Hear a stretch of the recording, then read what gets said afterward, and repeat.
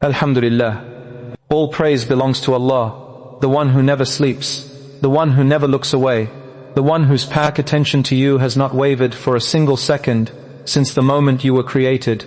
May peace and blessings be upon our beloved Prophet Muhammad, peace be upon him, the man who knew what it felt like to be rejected, abandoned, and alone, and who still taught us that Allah is closer than our own breath. My dear brothers and sisters, I want to begin with a question that I believe will change the way you see everything. What if the thing you have been interpreting as abandonment is actually the very thing that it proves you are being held? Think about that. What if the silence you have been feeling is not absence? What if the difficulty you have been carrying is not punishment?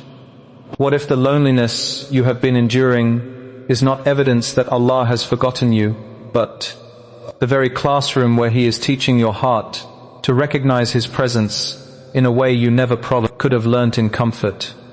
I am speaking to someone right now who feels like they have been praying into a void, who has been asking, waiting, hoping, and hearing nothing but silence in return, who has been trying to hold on to faith while everything around them seems to be falling apart. And in the quiet of the night, a whisper has started to form in their heart. Maybe he does not care. Maybe I am not worth answering. Maybe I have gone too far. My dear brother, my dear sister, I need you to hear this with every part of your being. That whisper is a lie. It is not from Allah. It is not from your fitrah. It is not from the truth that has been written about you since before time began. It is from the one who wants you to feel alone, because a heart that feels alone is a heart that is easier to mislead. Allah subhanahu wa ta'ala does not speak in whispers of doubt. He speaks in promises that cannot be broken, and one of the most powerful promises in the entire Quran is this: Indeed, I am with you.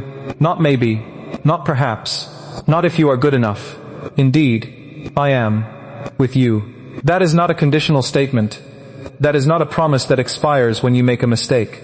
That is not a reassurance that only applies when you are winning. That is the eternal, unchanging reality of who Allah is in relation to you. He is with you. Now, I know what some of you are thinking.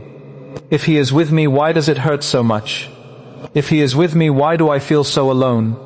If He is with me, why has my dua not been answered yet? And I want to answer that question with complete honesty. Being with you does not always mean protecting you from pain.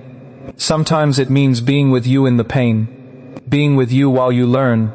Being with you while you grow. Being with you while your heart is being prepared for something you cannot yet see. Think about a child learning to walk. The parent does not carry the child forever. At some point, the parent lets go. The child wobbles. The child falls. The child cries. And in that moment, the child might feel alone. They might feel abandoned. They might look back at the parent and wonder, why did you let me fall? But the parent was never gone. The parent was right there, watching, encouraging, ready to catch if the fall was too hard, ready to lift up when the child was ready to try again. The parent's presence was not measured by whether the child stayed upright. It was measured by the parent's unwavering commitment to the child's growth. Allah is that parent, but infinitely wiser, infinitely kinder, infinitely more capable. When you feel like you are falling, He is not watching from a distance.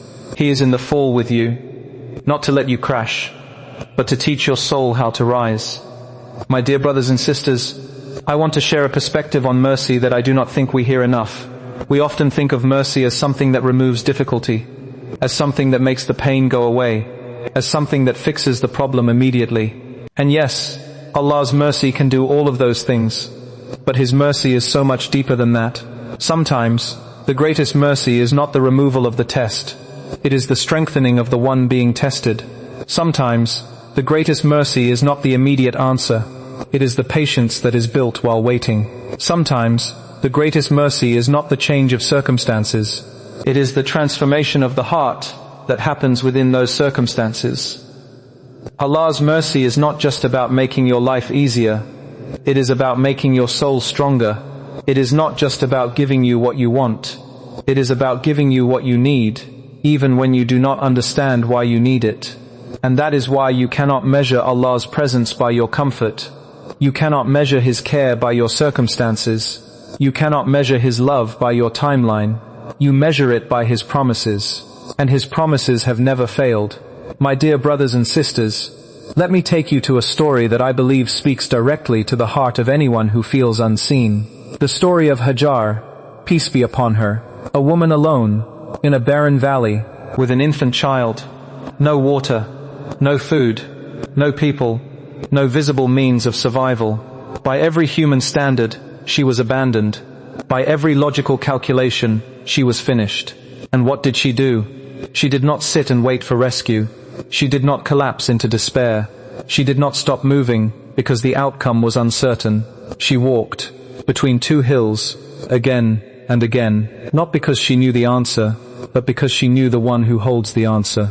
And while she was walking, while she was striving, while she was doing her part with complete trust in Allah's part, something miraculous happened.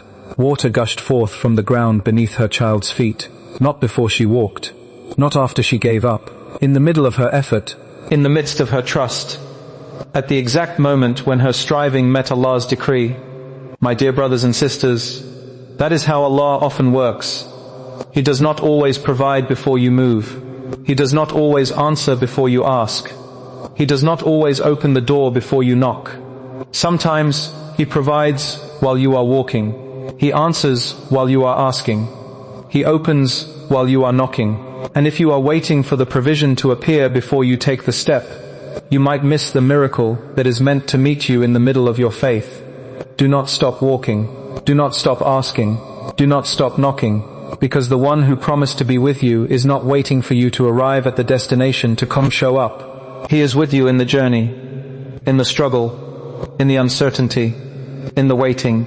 He is with you right now. My dear brothers and sisters, I want to address something that I think keeps many sincere believers from fully experiencing the closeness of Allah. It is the belief that you have to be clean before you come to Him.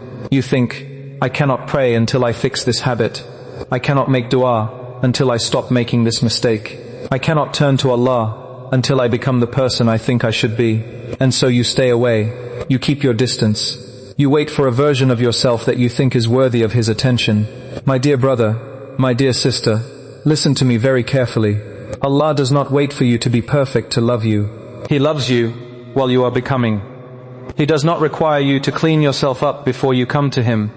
He invites you to come as you are, so He can do the cleaning. The Prophet Muhammad, peace be upon him, told us that Allah says, O son of Adam, as long as you call upon me and hope in me, I will forgive you for what you have done, and I do not mind.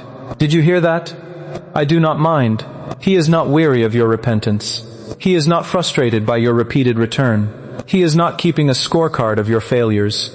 He is waiting, with open arms, with infinite patience, with a mercy that is wider than your deepest regret. So come, however you are, however you feel, however broken you think you are, come, and let Him do what only He can do. My dear brothers and sisters, I want to talk about hope in a way that I think we often misunderstand. We think hope is a feeling, something that comes when circumstances are good, something that fades when life gets hard. And when the feeling disappears, we think we have lost hope. But in Islam, hope is not a feeling. Hope is a decision. It is the decision to trust Allah's promise, even when you cannot see the proof. It is the decision to believe in His plan, even when you cannot understand the path. It is the decision to keep praying, even when the answer has not yet come. And that decision is available to you right now, in the middle of whatever you are going through. You do not have to feel hopeful to choose hope. You just have to choose it. Choose to believe that Allah is with you. Choose to trust that His timing is perfect. Choose to keep asking even when the silence feels heavy.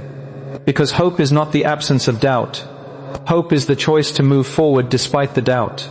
And every time you make that choice, you are not just hoping for a better future.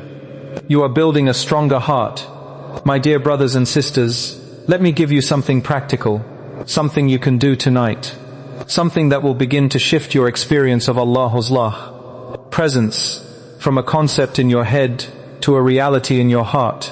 First, before you sleep, take 5 minutes of complete stillness.